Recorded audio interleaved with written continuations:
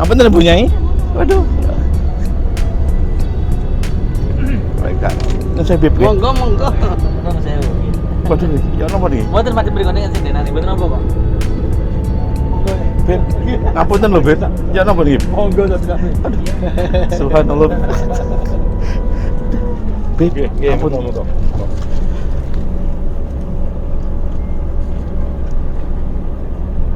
Assalamualaikum warahmatullahi wabarakatuh. Alhamdulillahi wa ba'd. Para habaib yang amat saya muliakan, Habib Hamid, Habib Zainal Abidin, Habib Abdul Qadir, Habib khusus saya kok yakin Gus Yusuf itu wali itu. Waliyun min awliya illahi ta'ala, insyaallah. Amin. Yusuf. Dan inna waliyallahu alladhi nazzala al-kitaba wa huwa yatawalla sholihin.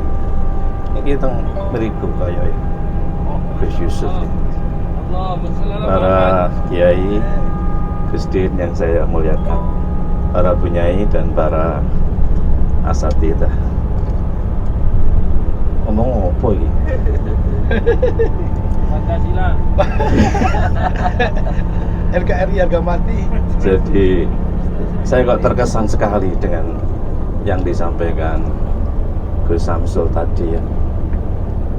Maksudnya bukan materinya, bukan materi, tapi cara menyampaikan sesuatu kepada publik itu luar biasa. Jadi begini, kalau dalam Al-Quran, saya itu kan sudah kadung dicap, sudah kadung ngajar filsafat, tasawuf, dan thariqah. Itu kemudian saya gabung menjadi filosofistik. Kalau filsafat itu kan bicara apa, bagaimana, untuk apa, ontologis, epistemologis, aksiologis. Itu masih rasionalistik, materialistik, hedonistik, belum Islam itu. Lalu diislamkan kan, diagamakan, diajak ke dalam hati. Dalam hal ini tasawuf yang bicara 5, yaitu iman, ilmu, nikmat, dan takwa, serta nafsu yang harus dipimpin oleh iman, dikontrol oleh ilmu dalam dada kita, dirasakan oleh nikmat kita, lalu dicek selalu oleh takwa yang ada dalam dada kita. Maka baju takwa dengan takwa itu tidak sama dalam kaji tasawuf. Jadi kalau tasawuf ini objeknya 5, kalau filsafat itu 3 ini. Lalu 2 hal ini dimunasabahkan atau digabungkan menjadi sebuah epistemologi agama atau praktek agama secara tepat, secara benar dan tepat, yang kemudian disebut dengan ilmu thariqah atau epistemologi agama. Yang pilarnya adalah 5. Di kuliah ini yaitu asy-syariah, lalu thariqah, hakikat, ma'rifah, dan iqon. Nah, inilah kajian saya tiap hari, makanya ini bentino makannya ya ini. Nah, dalam konteks apa yang disampaikan oleh Gus Samsul tadi, ini saya videokan, nanti saya gandengkan dengan ceramahnya Gus Samsul yang lucu. Saya ingin menangkap begini, dalam diri setiap manusia itu diberi oleh Allah namanya nikmat. Ini sudah menjadi bahasa Indonesia, nikmat, wazifah asasiyah minha wahya asy'ur. Fungsi pokok utama nikmat itu merasakan. Jadi setiap orang punya rasa itu. Dan rasa ini dalam kaji ilmu thariqah namanya lataif sirriyah. Rasa inilah yang namanya lutuf ini, kalau sudah tersentuh, di situ hanya ada kasih dan sayang. Maka Bapak Ibu ya, ini enggak nyeramai habaib, mohon maaf, Bapak Ibu aja. Kalau Bapak Ibu sudah tersentuh lataif sirriyah, itu tidak bisa benci dengan siapapun ya. Kalaupun mau benci itu kalah dengan ini. Kenapa? Ini ruh ruhaniyah dari Allah yang Rahman Rahim, lalu turun pada pribadi Rasulullah SAW berupa rahmah, pada diri kita namanya rahim. Jadi rahmanun, rahimun, rahmatun, rahimun. Rahmanun, rahimun yakni Allah. Lalu rahmatun pada diri Nabi, wa ma arsalnaka illa rahmatan lil alamin. Itu surat Al-Anbiya surat ke-21 ayat 107. Lalu turun pada diri kita namanya rahim. Maka silah rahim itu di sini. Artinya apa? Bahwa Gus Samsul tadi itu sebenarnya ndredeg gitu loh. Sebenarnya nggak pede ya, tapi sudah kadung dicap mau balik kondang ya. Nah, cara agar supaya tidak ndredeg, orang ndredeg, orang tidak pede itu sebenarnya oleh karena dia merasa ada perbedaan yang bersifat fisikal materialistik di antara kita. Mau tidak mau ya kita ini secara fisik itu berbeda-beda. Kita lahir dari rahim yang tidak sama, dari keturunan qabail, kabilah yang beraneka ragam, bahasa, warna kulit yang tidak sama. Ini menjadikan kita itu tidak enak kalau tidak dipimpin oleh nikmat itu tadi. Oleh karena itulah maka Gus Samsul berupaya menyentuh. Ini sama dengan saya tidak ceramah di depan habaib loh ya, saya ceramah pada ibu-ibu lah.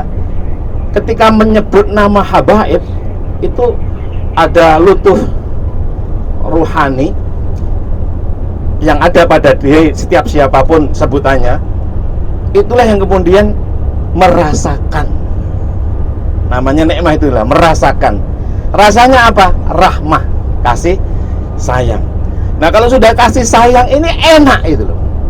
Kalau nak ceritanya wong itu gak enak loh, kesentuh jero nih. Lah kita ketemu orang gak enak itu karena dalamnya belum kesentuh. Lah yang dalam sentuh inilah dikaji dalam aspek ilmu tasawuf.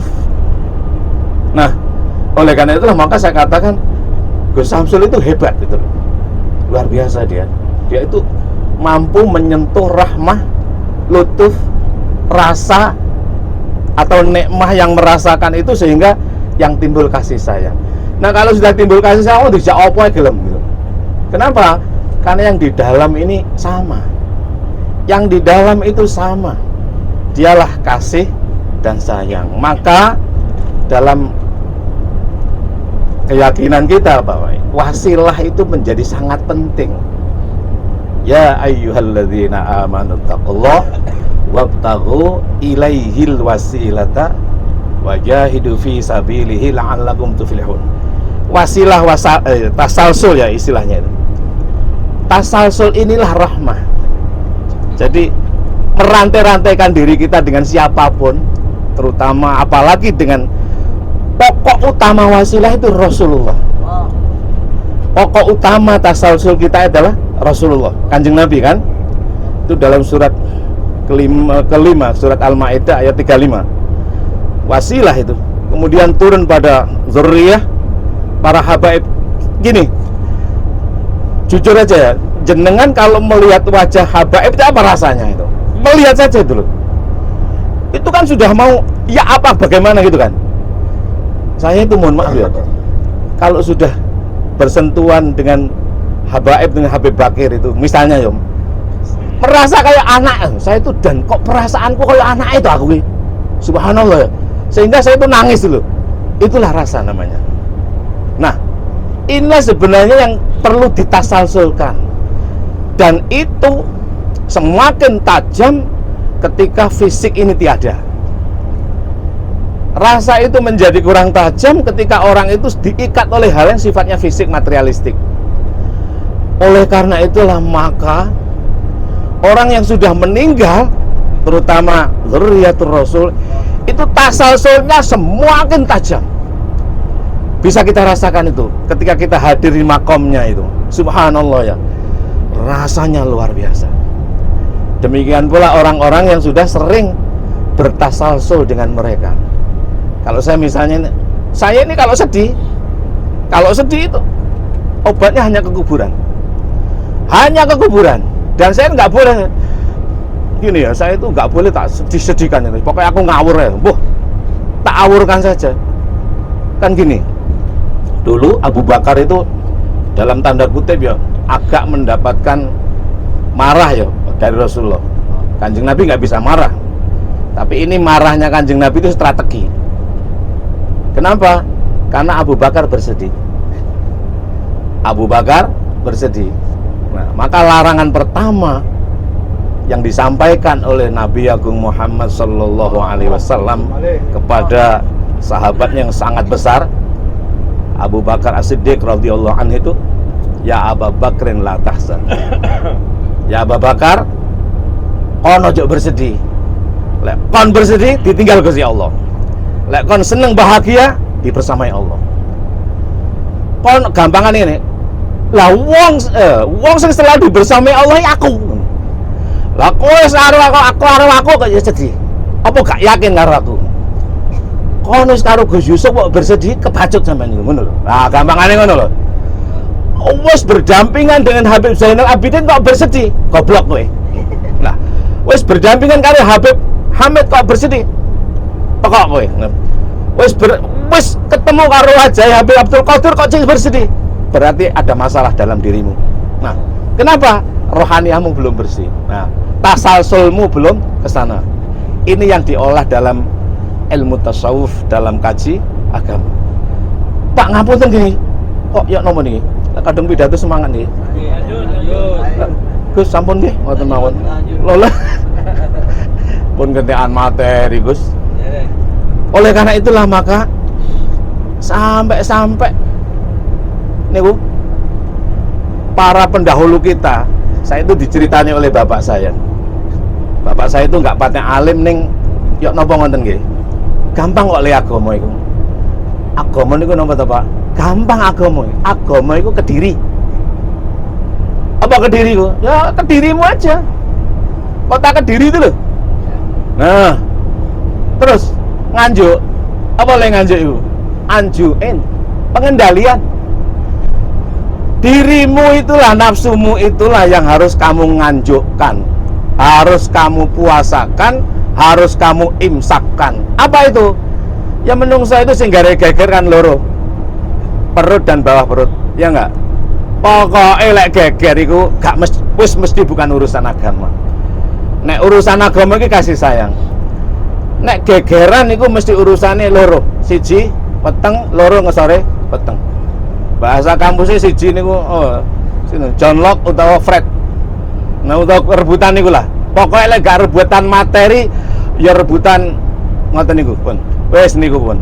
Makanya dianjuin. Anjuin tentang lapar toh ya. Lapar. Sing lapar niku napa? Perut kan? Nafsu. Engke terus lanjutnya ngesore perut. Agar supaya apa? Agar supaya Madiun itu ma baina sakari ma bainal yaqdati wasakari. Antara sadar dan tak sadar ini Madiun. Seneng nawa rodok-rodok mabuk ning ora, ngoten. Seneng wong suasana seneng niku psikologisnya kaya wong mabuk ning mboten sadar. Panjenengan lek pas bahagia niku pernah diajarkan oleh pakar psikologi nggih ning putrane Gus Yusuf wonten psikologi. Jadi wong lek mantun ngoten niku terus dicek saraf-saraf otaknya nggih. Niku situasinya orang ini seperti mabuk ning sadar. Niku bahasa Arabe cirose bapak kula kok Madiun to. Bener apa salah to, Beb? Lah ya ono ae to bahasa apa ngawur iku. Nah, terus niki sing menarik malih. Nah, kok nek wis seneng bahagia, Madiun baru iso Ponorogo. Nah niku. Fana ragawi. Fana itu hilang, raga itu materi. Lelek ora seneng lah atimu cek gembledek e donya dadi masalah tok. Dhuwit ra ono gunane. Bojo ayu kaya apa ya napa ngoten. Tapi lek wis atimu seneng mapan gitu. Tapi anjuin kudu dikendalikan betul ke dalam diri kita, baru benar-benar iso fana. Fana itu hilang. Maka ada dalam teori tasawuf itu ada al-fana wal baqa. Lek kepengin kowe bakok kaya Gusti Allah ya fanakan dirimu. Ngilango bahasa kita. Ngilango teko raga, fana raga, fono raga. Nah, nek wis ora raga baru tenggalek, Pak. tarku kolken no tarku kolken no. Kalau tertarik sangat kali engkang dondawaken Habib Zainal Abidin nggih. Kok boso-bosone kok ya napa kula mboten saged ngikuti, tapi enak ngoten lho. Ya napa asik ngoten lho. Tapi langsung kula rekam mau. Leh, tarku kolken itu bahasa Arab, Pak. Tarak napa? Meninggalkan kan? Kolek niku sumpek. Ngalah-ngalah garai sumpeknya mergo ora fana rogawi lho. Kalau kamu sudah benar-benar tarku kolkin, meninggalkan kesumpekan atau sumpek sudah tidak menggelayuti diri kita, barulah nasrun azim atau tulung agung. Nah, ya Abu Bakrin la tahzan innallaha ma'ana. Kamu jangan bersedih. Kalau kamu bersedih, Tuhan tidak bersama kita. Kalau kamu bahagia, happy today, happy tomorrow, happy ending, happy dukhulil jannah, maka pertolongan Allah pasti datang. Kalau sudah pertolongan Allah datang itu balitar, Pak. Dulu tentara Tartar itu sudah menguasai dunia 3/4. Hanya saja ketika datang di Jawa, di Indonesia, mereka pulang di negerinya Tartar, Balitar. Kenapa? Mereka datang pakai baju besi, nah, sementara kita pakai tuban, Pak. Tuban itu cawet celana dalam. Akhirnya takut mereka. Sedangkan peperangannya di laut utara, akhirnya Balitar. Nah, kalau sudah Balitar maka Malang, Pak. Lah ini gampang diingat nih loh. Malang Kusiswara itu bahasa Mala Angkuca Iswara. Apa itu? Bencana apapun akan aku singkirkan dengan iswara. Apa iswara itu? Dalam tradisi tantrayana Dewa Asmara. Kok Dewa Asmara? Dewa pendidikan. Siapa dewa pendidikan itu? Yang tiada lain adalah Nabi Agung Muhammad Sallallahu Alaihi Wasallam. Selama nilai-nilai pendidikan masih kita junjung tinggi, maka bencana apapun akan bisa kita atasi dan singkirkan. Barulah kita akan menjadi fasiruan Sidoarjo, Surabaya, Gresik dan seterusnya. Wallahu minkum wallahul muwaffiq ila aqwamit thoriq. Assalamualaikum warahmatullahi wabarakatuh. Lanjut lirik jadi kembali ke tusuk lagi. Betul. Iya ya ayo Beb, ngapunten Beb. Ngapunten. Lir ilir kandure wong sumilir